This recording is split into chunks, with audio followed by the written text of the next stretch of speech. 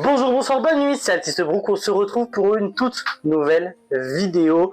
Et cette fois, on va parler de manga et plus précisément d'isekai. Mais avant de commencer, de vous expliquer plus profondément de quoi on va parler, je te laisse t'abonner pour rejoindre la Vongola Family, mettre un petit commentaire. Est-ce que tu aimes les isekai? Oui, non. Et surtout, n'hésite pas à partager la vidéo à un ami qui kiffe les isekai. Alors, aujourd'hui, le but de cette vidéo, ce n'est pas d'apporter une réponse. Ce n'est pas d'expliquer telle ou telle chose, mais c'est surtout d'apporter un raisonnement. Ce questionnement, je l'ai eu via différents débats que j'ai eu avec les potos de la Teikoku, les potos qui aujourd'hui sont sous le serveur Nobiz, voilà. Mais en tout cas, ils se reconnaîtront quand ils verront la vidéo. Mais sur quel manga est un isekai et quel manga n'est pas un isekai. Alors pourquoi? Parce que je m'en suis rendu compte que les choses évoluent. Les choses qui étaient établies il y a 20 ans ne sont peut-être pas forcément le cas à l'heure actuelle en 2024. Bref, on va du coup apporter une piste de réflexion. Bien sûr, il manque forcément des pistes parce que ce n'est pas quelque chose qui s'explique d'un coup, d'un seul comme ça et que tout est fait, voilà. Mais voilà, c'est une piste de réflexion pour voir qu'est-ce qu'on peut considérer comme étant un isekai, qu'est-ce qu'on ne peut pas considérer comme étant un isekai. Enfin bref, on va commencer cette vidéo là et notamment par la définition même de ce qu'est un isekai. Du coup, tout au long de la vidéo, je vous préviens, je vais prendre mes notes parce qu'il y a tellement de choses que j'ai écrites et que j'ai pas envie d'oublier certaines choses et qui sont super intéressantes, donc j'aurai vraiment mes notes devant moi tout au long de cette vidéo. Mais on va commencer par un isekai. C'est quoi? Qu'est-ce que c'est qu'un isekai? Quelle est la définition même d'un isekai? Alors, faut savoir que isekai, ça veut tout simplement et littéralement dire autre monde. C'est un sous-genre de la fantasy pour lequel justement le protagoniste se voit tout simplement téléporté et ou transporté dans un monde parallèle à la nôtre. Mais a priori, l'essor de l'isekai vient vraiment à partir de Sword Art Online. Mais justement, beaucoup considèrent Sword Art Online comme étant un isekai, mais beaucoup également ne considèrent pas Sword Art Online comme un isekai, et vient tout simplement ma réflexion autour de cette vidéo. En même temps, c'est normal, Kirito, certes, lors de la première partie, est enfermé dans Linecrad, mais dans le reste, il fait très clairement des allers-retours entre le jeu vidéo, ou les jeux vidéo pour être plus précis, avec notre monde, avec son monde à lui, donc le monde réel. Dans le même genre, on a également Shangri-La Frontière, où justement tu as ce passage d'un monde à un autre qui vraiment se voit très flou entre est-ce que c'est un isekai ou pas? Et c'est pour ça qu'on va aller sur une réflexion, c'est pour ça qu'on va aller essayer de voir au niveau des variantes du genre, parce que l'isekai reste un genre littéraire de manga, littéraire tout court parce qu'il y a énormément de light novel, mais on va vraiment se concentrer sur le manga dans l'intégralité de cette vidéo là, parce que c'est le sujet de 1 que je maîtrise le plus, et ça permet de pouvoir expliquer beaucoup plus facilement le reste de la vidéo. Donc on se concentre uniquement sur le manga. Ok, on va aller parmi les variantes des isekai. Alors parmi les variantes les plus reconnues, il y a tout simplement les isekai de type réincarnation. Et là, je suis sûr, et sans même me tromper, et sans même avoir tout vu, que Re:Zero, Mushoku Tensei ou encore Slime, ce sont des isekai de type réincarnation, mais en tout cas sont considérés comme tels. Donc qu'est-ce qu'un isekai de réincarnation, de type réincarnation? C'est tout simplement notre protagoniste qui vivait dans notre monde, qui se voit décédé, et une fois qu'il décède, va renaître ou va aller dans un autre monde. Mais dans la définition d'un isekai, on ne parle jamais de réincarnation. On parle seulement de téléportation ou de transportation d'un univers à un autre. Donc à partir de ce moment-là, on peut justement observer qu'il y a des variations de l'isekai, mais surtout une évolution du genre. L'isekai, c'est la téléportation, la transportation d'un monde à un autre, mais l'isekai a tellement évolué qu'on a également la réincarnation. On meurt dans un monde et on renaît dans un autre, ou en tout cas on revit dans un autre. Et c'est le cas justement des 3 œuvres que j'ai précisées. Donc est-ce qu'on peut se poser maintenant une nouvelle question, c'est est-ce que les genres de manga peuvent évoluer? Parce que s'ils peuvent évoluer, ça nous laisse le champ libre pour plein d'isekai différents. Donc ce qu'on va faire, c'est qu'on va tout simplement aller sur d'autres genres de manga et voir les évolutions qu'il y a possiblement, s'il y en a en tout cas. Ok, comme je vous l'ai dit, on va aller sur des exemples de genres de manga qui ont pu avoir une évolution dans le manga. Parce que si ces genres de manga ont pu avoir une évolution, pourquoi pas l'isekai. Et c'est là où va se baser beaucoup ma réflexion, parce que avec des exemples, c'est beaucoup plus simple de comprendre. Si on prend par exemple la romance. La romance est un genre littéraire, est un genre de manga qui a ses codes, ok, qui aujourd'hui, on sait que c'est généralement une relation entre deux personnages, etc. Dans le cliché très cuculapraline, mais il y a une évolution qui est très présente, et notamment dans le shonen, qui est la rom-com, la comédie romantique. Alors oui, c'est une comédie, mais ça reste une romance. Ça reste l'évolution de deux personnages et de leurs sentiments. Alors oui, encore une fois, ça va être accompagné de la comédie, mais c'est tout simplement l'évolution de la romance qui va se codifier encore plus et qui va créer la rom-com. On a la fantaisie. Alors oui, l'isekai est une évolution de la fantaisie, mais on va mettre ça de côté. Et on va surtout aller du côté de Mashima, qui pour moi représente très bien l'évolution de la fantaisie. Généralement, quand on pense à fantasy, on pense très rapidement à l'heroic fantasy. On pense donc très facilement au manga de Mashima, qui est tout simplement Rave, ou encore Fairy Tail. C'est un style de fantasy très codifié, mais qui a sa propre identité. Mais dans la fantasy connue, il y a aussi tout simplement la dark fantasy. Mashima en a fait un, Dead Rock.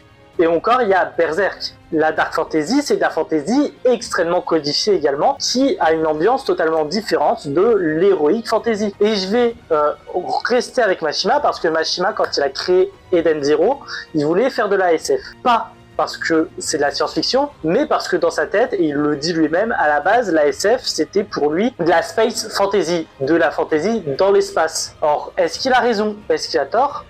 Je ne sais pas, mais en tout cas, ce qu'il a essayé de faire, c'est d'utiliser des codes différents de la fantasy pour créer un style de fantasy propre à lui. Bref, au final, on a très clairement 3 styles différents de fantasy, 3 styles qui prouvent que la fantasy s'est codifié et a donc évolué. Et là, on va aller sur le genre de manga le plus connu et le plus célèbre et celui que le plus de monde apprécie, les mangas d'aventure. L'aventure est un genre littéraire également codifié. On va visiter des choses, etc. On va faire des découvertes, etc., etc. Mais l'aventure dans le manga, c'est énormément codifié. L'aventure dans le manga a donné une quête initiatique. Cette quête initiatique a eu des codes avec généralement un tournoi, un enfant orphelin, le protagoniste qui n'abandonne pas, qui est prêt à tout pour réaliser ses rêves, etc., etc. Tu l'auras compris, je parle du neketsu. Le neketsu, c'est très récent quand on parle d'aventure dans le genre littéraire. L'aventure, c'est beaucoup plus vaste, mais l'aventure, c'est codifié. L'aventure a donné du neketsu, et c'est ce qui a donné Dragon Ball, c'est ce qui a donné One Piece, c'est ce qui a donné Naruto, c'est ce qui a donné Bleach, c'est ce qui a donné Reborn, c'est ce qui a donné beaucoup de shonen neketsu très appréciés aujourd'hui. Et ça, ce sont que des exemples. Bien sûr, je vais pas faire tous les genres de manga, mais déjà, on a 3 genres de manga qui ont évolué. La romance, la fantasy et l'aventure. Donc pourquoi est-ce que l'isekai, qui est un autre genre qui s'est démocratisé énormément, ne peut pas avoir d'autres évolutions, ne peut pas avoir d'autres codes? Mais c'est pour ça qu'on va voir là les possibles évolutions de l'isekai, parce qu'il y en a plusieurs. Mais du coup, pour ceux qui n'ont pas suivi, on le rappelle au cas où, l'isekai c'est quoi? C'est tout simplement la téléportation, la transportation d'un protagoniste, d'un individu, en tout cas, d'un monde à un autre. De notre monde à un monde parallèle. On l'a vu durant la vidéo, l'un des types et l'un des évolutions de l'isekai très clairement présent et très clairement assumé, ce sont les isekai de type réincarnation. On a du coup du Mushoku Tensei, du Moi quand je me réincarne en slime, du Re:Zero. Ce sont tout simplement des mangas et des animes qui ont connu Truck-kun. Alors Truck-kun, c'est qui c'est? C'est tout simplement le camion qui va tous les buter et qui va les envoyer dans un monde parallèle. Bref.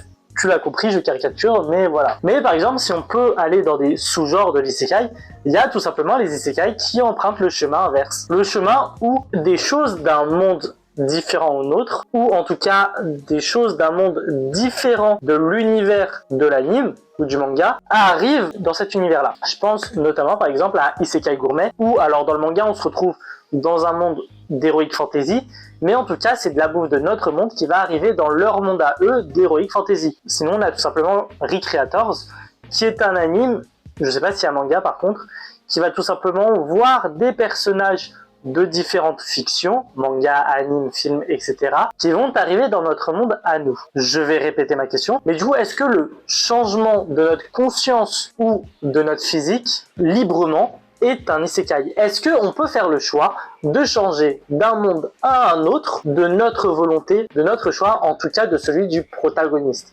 Est-ce que Kirito, quand il va d'un monde à un autre, il peut le faire? Est-ce que Sunraku, dans Shangri-La Frontière, quand il va dans un monde à un autre, il peut le faire? Alors oui, ils le font, ça c'est clair. Mais est-ce qu'on peut le considérer comme une évolution de l'isekai? Parce que, techniquement, ils se retrouvent dans un autre monde que le leur. Certes, c'est un MMORPG, mais ça reste un monde et un univers parallèle à la leur. Donc, encore une fois, c'est une question légitime. Est-ce que aujourd'hui, Sword Art Online est considéré comme un isekai parce qu'il va dans un monde à un autre et que c'est donc un sous-genre de l'isekai où justement le protagoniste peut faire le choix de revenir et de repartir de son monde? Ou justement, est-ce que Sword Art Online n'est pas un isekai parce qu'il n'est pas enfermé dans ce monde? Parce qu'encore une fois, il peut faire des allers-retours. Il n'y a pas de réponse à tout ça. C'est fait exprès.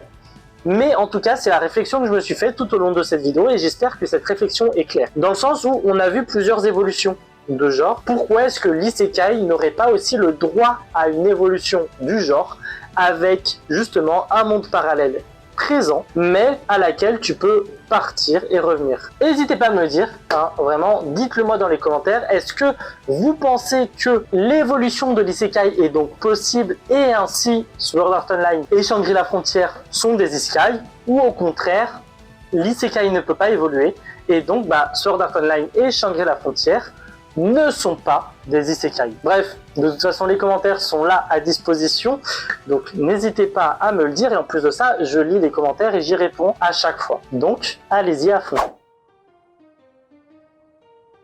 Bon, c'est ainsi que se termine cette vidéo. Je voulais vraiment appuyer sur le fait que c'est une réflexion. J'ai volontairement pas amené de réponse concrète. Je ne dis pas que c'est un isekai et je ne dis pas que ce n'est pas un isekai. Je ne dis pas que l'isekai ne connaît pas d'évolution et je ne dis pas que l'isekai connaît une évolution. Mais je pose des questions. Je pose une réflexion. Maintenant, encore une fois, si vous êtes d'accord avec cette réflexion, etc., dites-le moi. Si vous n'êtes pas d'accord, dites-le moi également. On en discute, on en parle, il n'y a pas de souci. Comment j'ai eu l'idée de tout ça? Encore une fois, c'est en discutant avec le serveur Discord Noobies, anciennement Teikoku, anciennement Toman, enfin bref, c'est un truc. Mais tout ça pour dire que, et notamment avec Miyaka et Adi, je les salue énormément et je les aime très fort, mais c'est parce qu'on a eu beaucoup ce débat-là entre est-ce que Sword Art Online est un isekai ou pas, et pourquoi ça ne l'est pas. J'ai très souvent pris la défense de Sword Art Online, là où les détracteurs, mais je rigole, je les aime beaucoup, me disaient que non. Mais du coup, ça m'a amené à aller plus loin sur cette réflexion-là, plutôt que d'aller juste, c'est un isekai. Parce que c'est cool de dire, ouais, c'est un isekai, mais pourquoi est-ce que je considère que c'est un isekai?